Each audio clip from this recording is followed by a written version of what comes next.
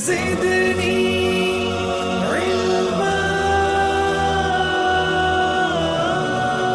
अस्सलाम वालेकुम व्यूअर्स, कैसे हैं आप? आई होप कि आप सब खैरियत से होंगे। मेरी दुआ है कि आप सब खुश रहें, आबाद रहें। व्यूअर्स, इस वीडियो में मैं आपको बताऊंगा कि आपने एमपीपीटी इस्तेमाल करना है या आपने सोलर इन्वर्टर यूज़ करना है। इसमें से कब किसको सिलेक्ट करना है, क्योंकि बाद ऐसी जगह होती हैं जहाँ पे एमपीपीटी लगाना ज़रूरी होता है और वहाँ पे आपने अपना बजट को देख के चलना होता है। और बाद ऐसी सिचुएशन होती है जहाँ पे आपको सोलर इन्वर्टर जो है वो ज़्यादा बेटर है यूज़ करना, क्योंकि सोलर इन्वर्टर जो है वो आपको ज़्यादा फीचर्स प्रोवाइड कर देता है। तो मैं इस वीडियो में आपको ये भी बताऊँगा कि कब आपको क्या यूज़ करना चाहिए, इन दोनों में से किसको सिलेक्ट करना चाहिए। इसके अलावा मैं आपको एक ऐसा इन्वर्टर, सोलर इन्वर्टर आपको इंट्रोड्यूस करवाने जा रहा हूँ इस वीडियो के अंदर। तो वो सोलर इन्वर्टर जो है वो बाकी सोलर इन्वर्टर से बहुत ज़्यादा यूनिक है और उसके अंदर सारे फीचर्स मौजूद हैं। On grid, of grid, hybrid, तीनों ऑप्शंस के अंदर मौजूद हैं। वाईफाई की सहूलत जो है वो मौजूद है। डी अटैचेबल स्क्रीन उसके साथ मौजूद है। इसके अलावा उसको आप बग़ैर बैटरी के चला सकते हैं, बग़ैर इलेक्ट्रिसिटी के चला सकते हैं और बहुत सारे फीचर्स के साथ मौजूद हैं। वो सारी भी मैं आपको इस वीडियो में बताऊंगा। इसके अलावा मैं आपको इस वीडियो के अंदर जो है वो ये भी बताऊंगा कि उस इन्वर्टर के साथ जो आपको मैं बताने जा रहा हूँ, सोलर इन्वर्टर के साथ कितने सोलर पैनल अटैच किए जा सकते हैं, कितने बड़े कितने छोटे, कौन से पैनल सोलर अटैच किए जा सकते हैं, कितना लोड ड्राइव किया जा सकता है, डीसी लोड भी ड्राइव किया जा सकता है, एसी लोड भी ड्राइव किया जा सकता है बगैर बैटरी, बगैर वापडा के। तो ये सारे फीचर्स इस इन्वर्टर के मैं अब डिस्कस करने जा रहा हूँ। अगर चैनल पे नए हैं तो चैनल को ज़रूर सब्सक्राइब कीजिएगा और लोगों के साथ इस वीडियो को शेयर करें ताकि एक आम आदमी तक ये सारी सोलर की नॉलेज पहुँच सके। तो चलिए शुरू करते हैं। कभी ऐसा होता है कि आपको एमपीपीटी जो है वो लगाना बेहतर होता है, वहाँ सोलर इन्वर्टर की ज़रूरत नहीं होती। और कभी ऐसा होता है कि आपको सोलर इन्वर्टर लगाना पड़ता है क्योंकि वहाँ पे एमपीपीटी की ज़रूरत नहीं होती। तो एक तो हम इस सिचुएशन को भी डिस्कस करेंगे, क्योंकि बाज़ आप में से बहुत से लोग कंफ्यूज्ड हैं कि हम सोलर इन्वर्टर परचेज़ करें या फिर हम एमपीपीटी परचेज़ करें। तो ये कन्फ्यूजन भी मैं क्लियर करने की कोशिश करूँगा। इसके अलावा मैं आपको एक ऐसा सोलर इन्वर्टर भी प्रपोज़ करूँगा जिससे आप अपने सारे घर का लोड चला सकते हैं। और फिर मैं आपको ये भी बताऊँगा कि अगर आप बग़ैर बैटरी के बगैर जो है वो अपना लोड जो है वो कैसे चला सकते हैं सोलर सिस्टम में। अगर आप बैटरी नहीं परचेज़ करना चाहते तब क्या सलूशन है। फिर नाइट में आप लोड कैसे चलाएंगे, इसको भी मैं आपको बताऊंगा कैसे चलाना है, क्या क्या ऑप्शन मौजूद है। आपको एमपीपीटी की ज़रूरत कब पड़ती है, एमपीपीटी जो है वो कहाँ लगाना चाहिए। देखें, अगर आपकी लोड की रिक्वायरमेंट कम है, यानी कि फॉर एग्ज़ाम्पल अगर आपके घर में सिर्फ इतना लोड है कि आप यूपीएस से इसको मैनेज कर सकते हैं, आपके घर में जो यूपीएस लगा हुआ है उसके ऊपर कुछ लोड है। फॉर एग्ज़ाम्पल किसी के घर में 12 वोल्ट का यूपीएस लगा हुआ है और किसी घर में 24 वोल्ट का यूपीएस लगा हुआ है।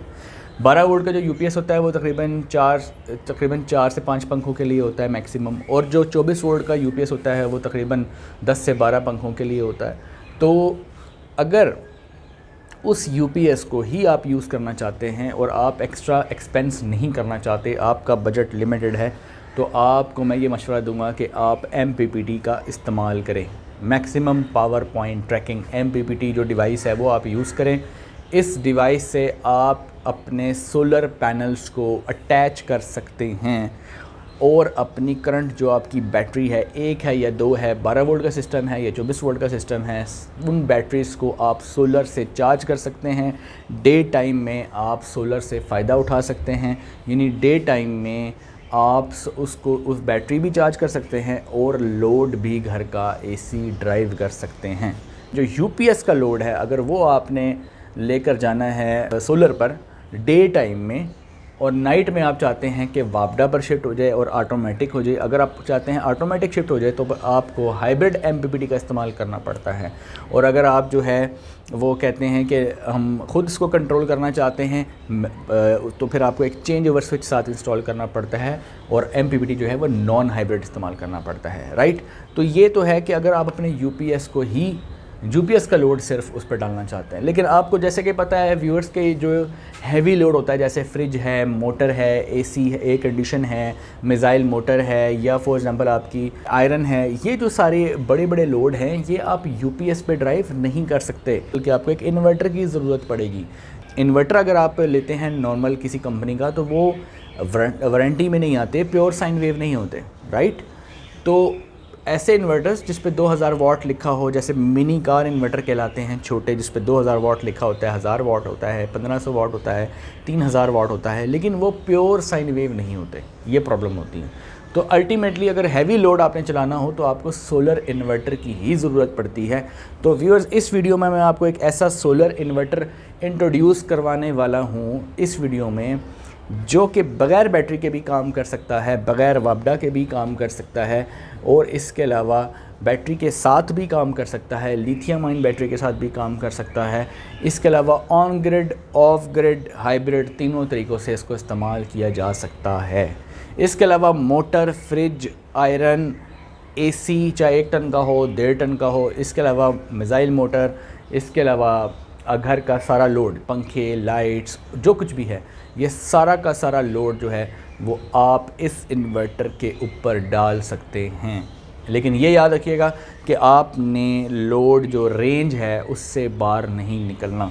हैवी लोड तो आप चला सकते हैं, अब कितना लोड चला सकते हैं, कौन सा इन्वर्टर है, ये मैं इस वीडियो में बताने जा रहा हूँ। ज़ियोनिक कंपनी का 4.5 किलोवाट का इन्वर्टर। अब ये कौन सी सीरीज़ का इन्वर्टर है, ये मार्स सीरीज़ का इन्वर्टर है, राइट, और PV6200 है।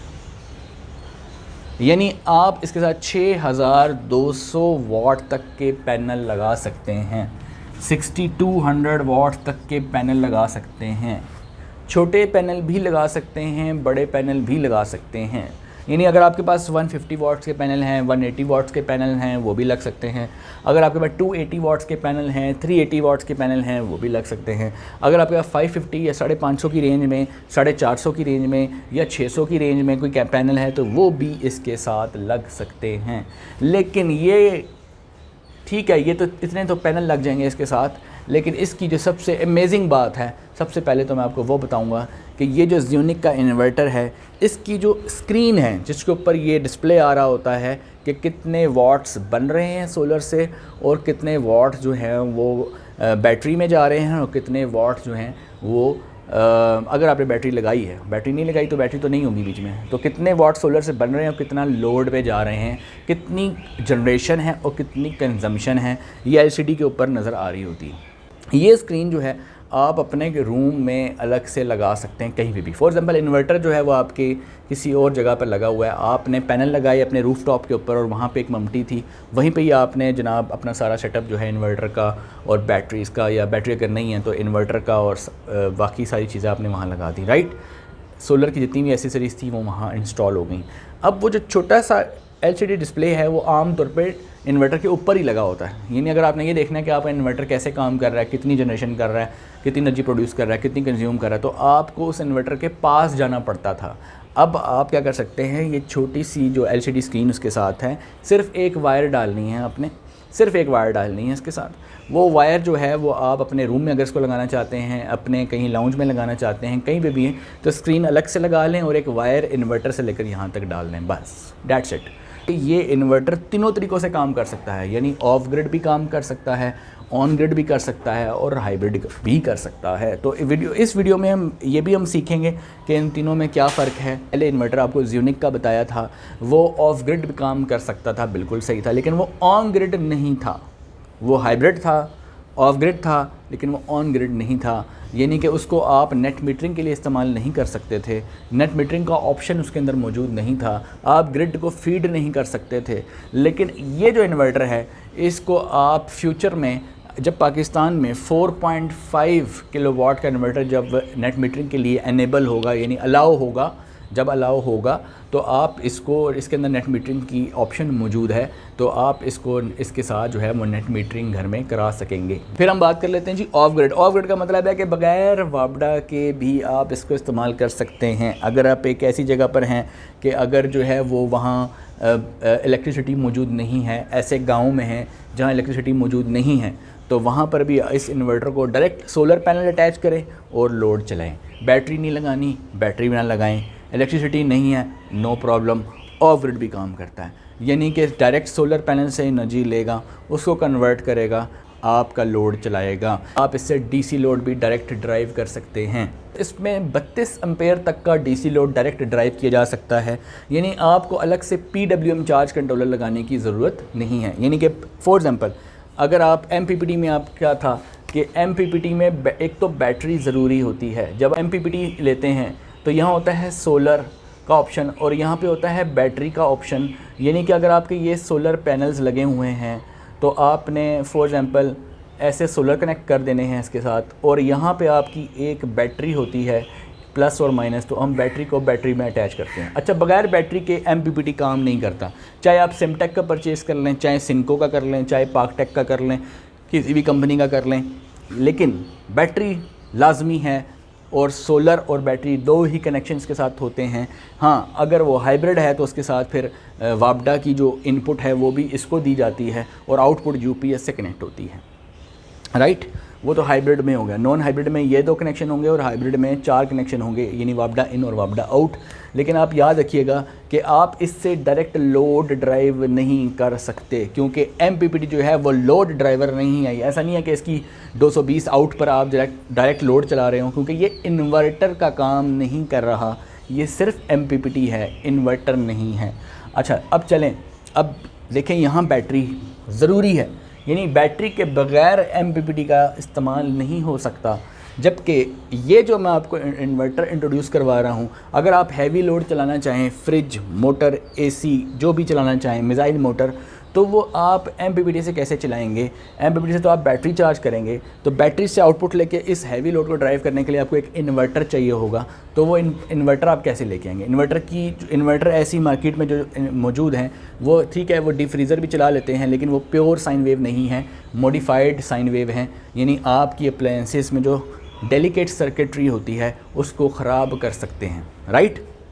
लेकिन इधर देखें, इसमें देखें, यहाँ बैटरी ज़रूरी है, बैटरी के बगैर ये मैकेनिज़्म काम ही नहीं करेगा। और यहाँ बगैर बैटरी के AC चला सकते हैं, बगैर बैटरी के अगर आप जो हैं वो फ्रिज चला सकते हैं, और बगैर बैटरी के जो है वो आप मिसाइल मोटर भी चला सकते हैं, यानी हैवी लोड भी मैनेज कर सकते हैं विदाउट बैटरी। मैं यहाँ पे एक DC पोर्ट दी गई है। DC पोर्ट में 32 एम्पेयर का मतलब ये होगा कि अगर 8 AC DC पंखे आप डायरेक्ट इससे चला सकते हैं, जबकि बैटरी आप यूज़ नहीं कर रहे। अगर आप यहाँ से DC लोड ड्राइव करेंगे तो आपको यहाँ पे एक PWM चार्ज कंट्रोलर लगाना पड़ेगा, जो बैटरी की सेफ्टी के लिए होगा, ताकि वो डीप डिस्चार्ज में ना जाए। तो आपने इस बैटरी को PWM से लगाना होगा और अपने DC लोड को PWM से अटैच करना होगा। ये मैकेनिज़्म होगा MPPT के साथ। लेकिन अगर आप इधर देखें तो यहाँ पे अगर आप, एक तो बैटरी की ज़रूरत नहीं, बैटरी नहीं लगानी, ना लगाएं।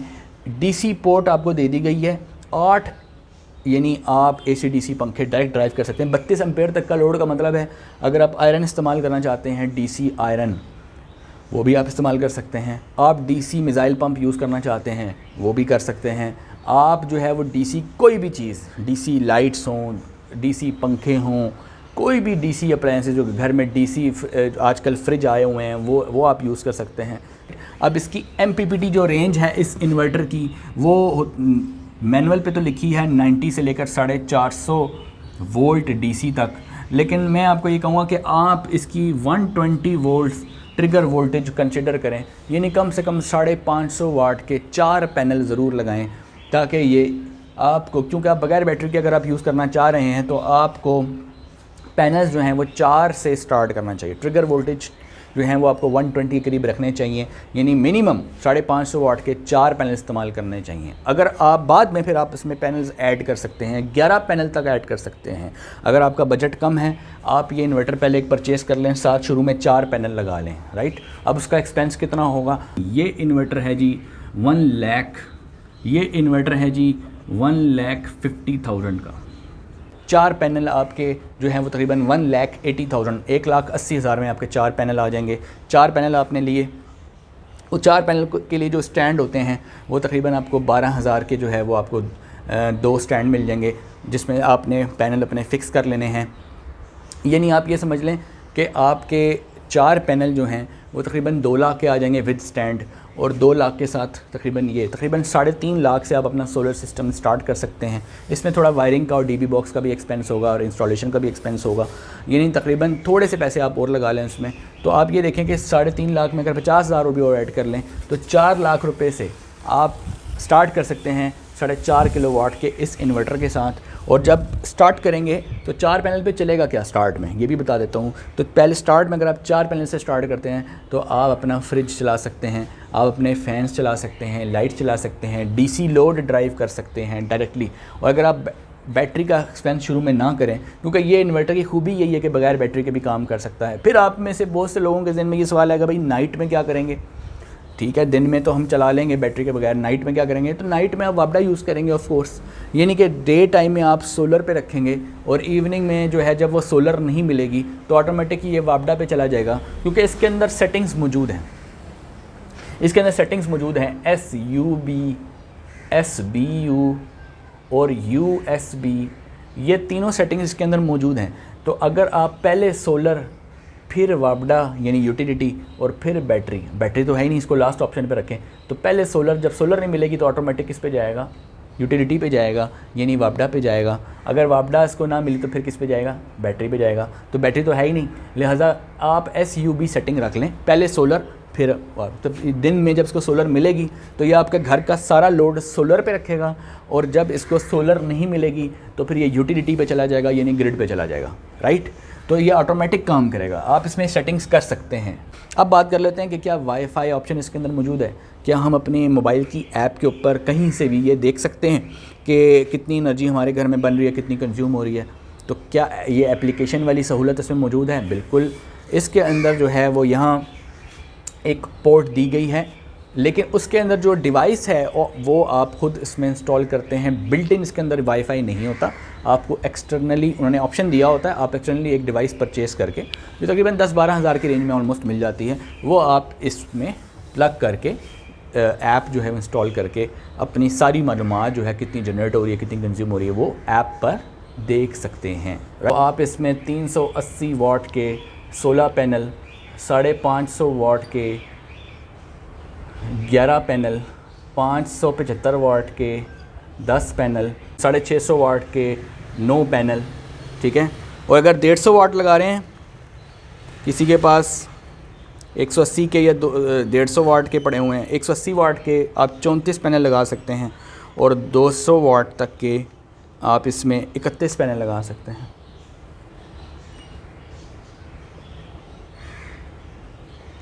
अब बैटरीज़ के साथ कितनी लगती हैं? 2, ठीक है। अब देखें 3 किलोवाट जो है उसमें आमतौर पे 2 बैटरीज़ लगती हैं, और 5 किलोवाट जो है उसमें आमतौर पे 4 बैटरीज़ लगती हैं। अब देखें 3 में 2 और 5 में 4। तो अब आप सोचेंगे कि 4.5 किलोवाट है, पता नहीं इसमें 4 तो नहीं लगानी पड़ेंगी। नहीं, यही तो इसमें खूबी है कि ये 4.5 किलोवाट का इन्वर्टर है, ना इधर है ना इधर है, मिड रेंज में है। बैटरीज 4 लेने की ज़रूरत नहीं पड़ेगी, 2 बैटरीज लगानी पड़ेंगी। हाइब्रिड फंक्शन का मतलब है कि 4 नंबर आपका लोड जो है वो है 4000 वाट, जबकि सोलर पैनल आपके प्रोड्यूस कर रहे थे, सोलर पैनल्स आपके कितने प्रोडक्शन कर रहे थे, फॉर एग्जांपल 2500 वाट। सपोज़ करें वेदर ऐसा था कि 2500 वाट बन रहे थे, जबकि लोड आपने कितना ड्राइव करना है, 4000 वाट। रिक्वायरमेंट ज़्यादा की है, प्रोडक्शन कम है। अब ये 1500 कहाँ से लेके आएंगे? तो 1500 वो वापडा से लेगा, ग्रिड से लेगा, यानी ग्रिड से 1500 वाट लेगा। फिर क्या करेगा? सोलर और ग्रिड की मिक्सिंग करेगा, जितनी यहाँ से मैक्सिमम लेगा और जितनी रिमेनिंग रह जाएगी वो यहाँ से लेगा, इन दोनों को एडअप करेगा और इसको ड्राइव करेगा। MPPT जो है उसमें 160 एम्पेयर्स का है। MPPT इसमें कितना है? 160 एम्पेयर का। तो अगर आप 550 वाट्स के इसके साथ 11 पैनल्स यूज़ करते हैं, जैसे कि मैंने आपको बताया, मिनिमम 4 हैं, ज़्यादा से ज़्यादा 11 हैं, 4 पैनल लाजमी लगाने हैं। जब बजट हो तो 5वां भी लगा लें, 6ठा भी लगा लें, साथ साथ ऐड करते जाएं सीरीज़ में। अगर 11 पैनल लगाते हैं, 550 वाट्स इंटू 11 करें तो आपका आंसर आएगा 6050 वाट्स। ऐसा नहीं आउटपुट इससे इतनी चला सकते हैं, क्योंकि इसमें अभी हमने सारे लॉसेस को माइनस करना है। तो हम क्या करेंगे, 6050 का डायरेक्टली 70% अगर निकालें ना तो 4235 निकलता है 4235 वाट्स।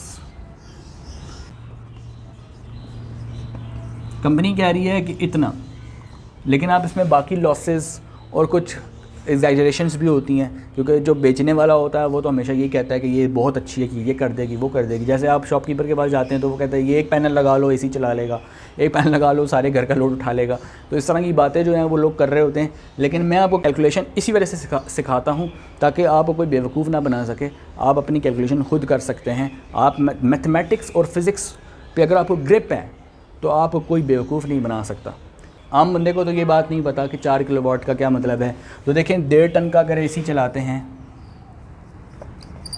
तो वो 1500 वाट आप ज़हन में रखें कि कंज्यूम करेगा, 1500 वाट कंज्यूम करेगा।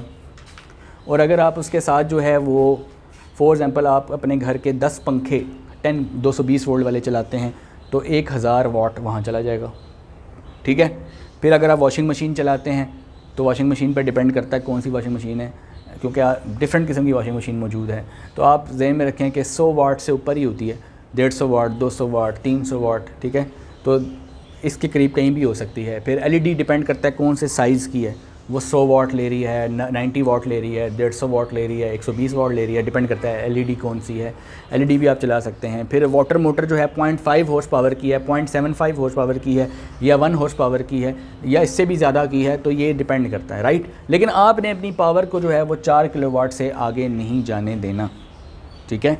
अब आपके ज़हन में है कि 4 किलोवाट अपने माइंड में रखना है कि अगर आप फुल कैपेसिटी पे इसको यूज़ करते हैं तो 4 से आगे आप इस ज़हन में रखें कि इसे आप ना लेके जाएं आउटपुट को। तो व्यूअर्स, आई होप कि आपको बहुत सारी मालूमात इस वीडियो में मिल गई होगी। और चैनल पे अगर आप नए हैं, चैनल को ज़रूर सब्सक्राइब करें, दूसरों के साथ शेयर करें, ताकि एक आम आदमी तक सारी नॉलेज सोलर की पहुंच सके। मिलते हैं नेक्स्ट वीडियो में, तब तक के लिए अल्लाह हाफ़िज़।